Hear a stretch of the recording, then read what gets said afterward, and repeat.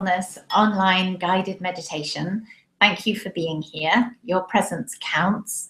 It really makes a difference when we support each other in our formal practice. So I'm going to guide us in 10 minutes mindfulness of the breath, and then share a few words about that support, about Sangha, and then maybe a little bit on putting ourselves in other people's shoes. And mindfulness is about being in the moment. It's about being here kindly. It involves observing. It takes practice. So that's what we're here to do. And the theory is interesting and the science proves it's great, but we really need to take the time to be there with ourselves and experience being rather than doing. We're all wonderful at doing and don't have the habit of just being. So that's the only time that life happens, is in the present moment, and it's a good thing to be there for it. So if you're ready, I invite you to sit in an alert posture. And if you're comfortable closing your eyes, do so now for 10 minutes mindfulness of the breath.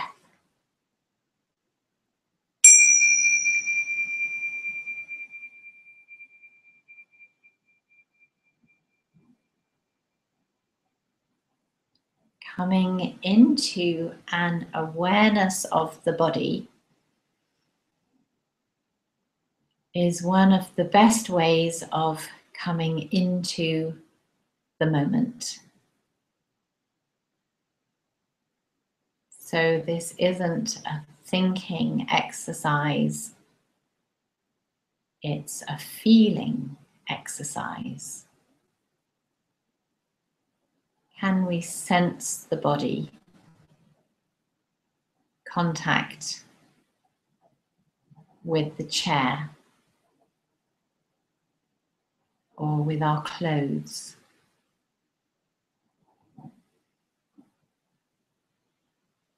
Can we feel our hands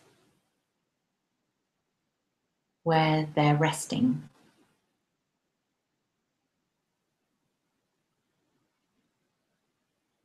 Can we feel our feet on the floor? Maybe tucked underneath on our cushion. Can we sense the body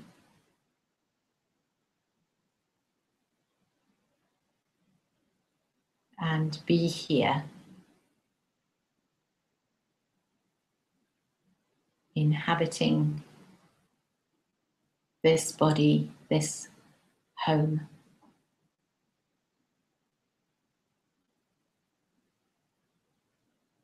And maybe our attention is thin or intermittent. That's fine. It just takes practice to be able to put our attention where we want it.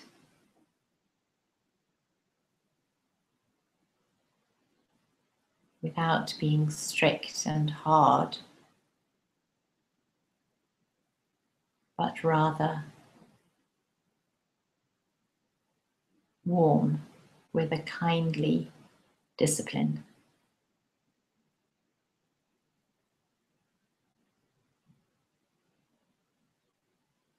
So here we are in our bodies, in the moment, more or less. And we can tune our focus to the breath.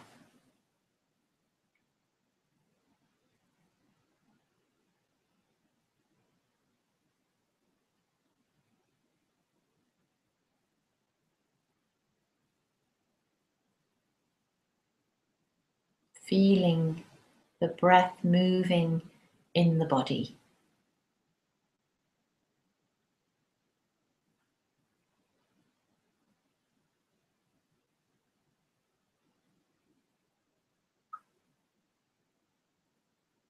The abdomen,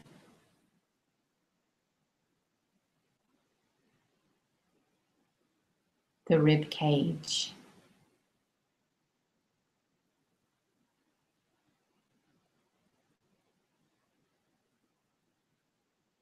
the collarbones,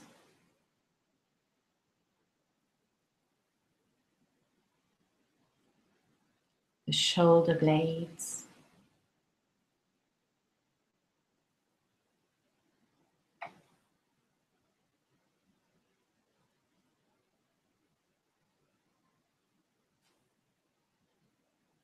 the air moving in the throat,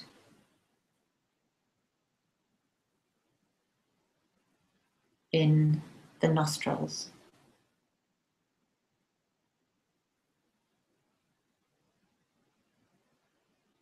And the more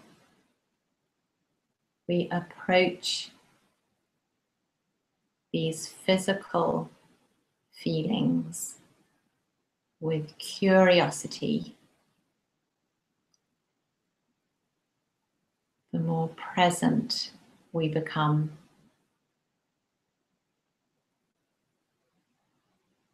and the more tranquil.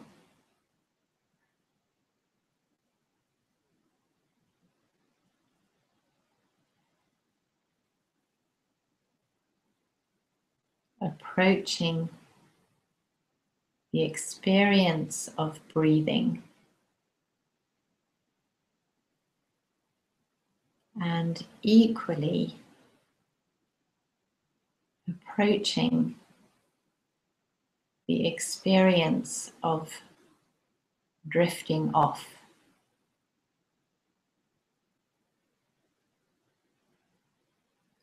Ah, there I was with thoughts. And now I'm back with the breath.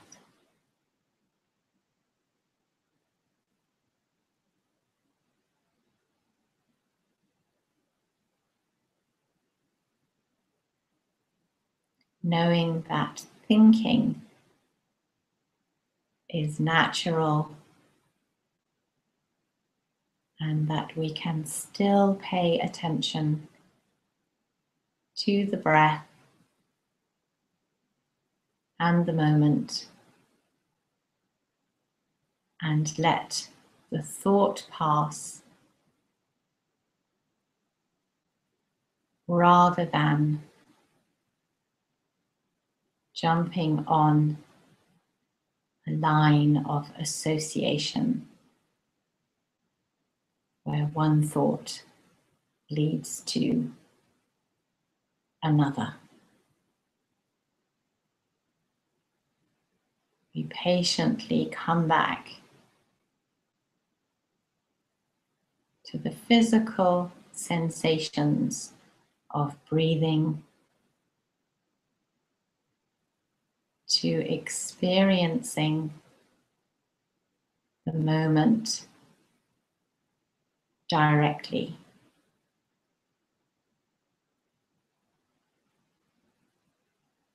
So we're feeling each moment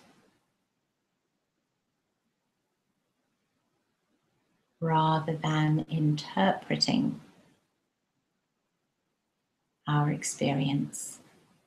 We're sensing it directly.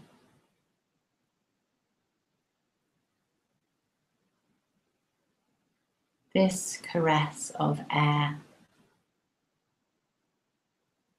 or that expansion of the rib cage or this worry arising.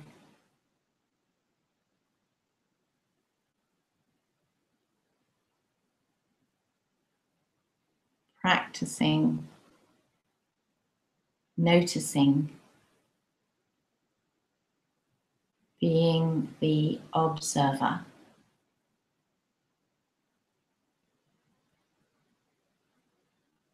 And following each breath as closely as we can.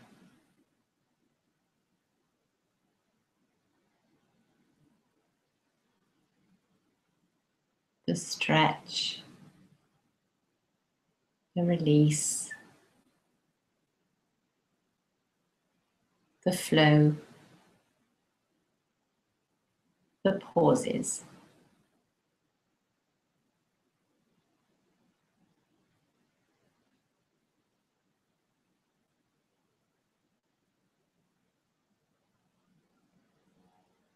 Being kind and gentle.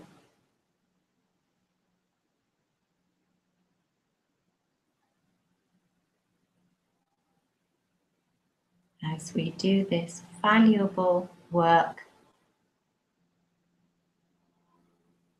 of being with ourselves in the now and accepting what's there.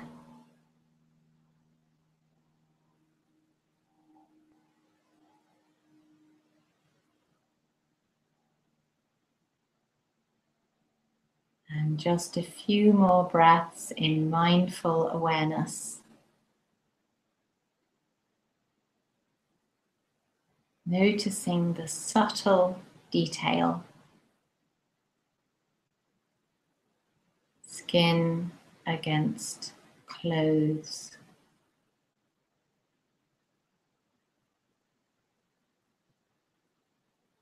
Warmer air, cooler air. Passing in the body, in the nostrils, over the upper lip.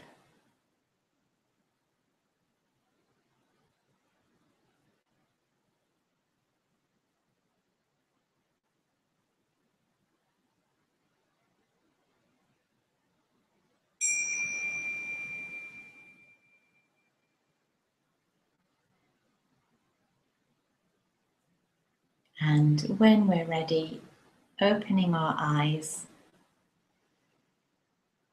and feeling that transition to well done for being here, whether you're live or listening later. And the sun has come out while I was meditating. I'm looking out over Chichester Harbour and the boats are bobbing on the incoming tide, and it's a really beautiful English autumn day. And I'm reminded about the value of Sangha, because last weekend I had a wonderful retreat with 3 experienced practitioners, and there was a 4th on one of the days, and 6 more joined us for the middle day, a big group picnic in the garden to practice and meditate together. And everybody said, oh, it's so much better to be with each other and getting back into more formal practice. And the more we did, the more present we felt and the more energized. And it's hard to keep going on our own. So I do encourage you to listen into these broadcasts, to team up with other people, to come back to classes and really keep up the practice. You've already laid, a lot of you, a really solid foundation, and it's just a question of keeping those neurons activated. And so a little bit related to that is putting ourselves in other people's shoes. When we practice regularly, we are much more in our own shoes. And a lot of the practice we do is about embracing the difficult. And once we allow ourselves to really notice our pain and to be with it kindly, we can accept ourselves as we are and then make the changes that are necessary. And so often any so-called bad behavior that we exhibit is based around protecting our soft bits. It's around protecting our vulnerabilities. And if we're able to be with those insecurities in a mindful and loving way, then we don't need to put up the barriers and the defenses and engage in unhelpful behavior. We can notice what's there, we can come from a place of strength and understanding and take the action which is necessary to address those. And equally, when we are disturbed by somebody else, if we can really see them as they are and embrace their vulnerability and their soft bits, then maybe we can also understand where they're coming from. And just in that embodiment, it can help somebody else to see their state and their condition and to accept themselves as they are. So this work that we do on ourselves is really helpful for the practitioner, and it's helpful for those around us. So I encourage you to use your support, use your Sangha, use your online meditations to keep up the practice and to really be in your own shoes and be there with understanding and as a kindly parent. So thank you for being here, and I look forward to seeing you again soon online for another shared meditation. And for those who are in the south of France, we have courses starting very soon, mid-October, in Cannes and Beausoleil, and there may even be another one in Biot. So previous participants, please come along, refresh your practice, and new people, welcome. Check out OMindfulness.com for more information. Thank you for being here and have a mindful week. Bye for now.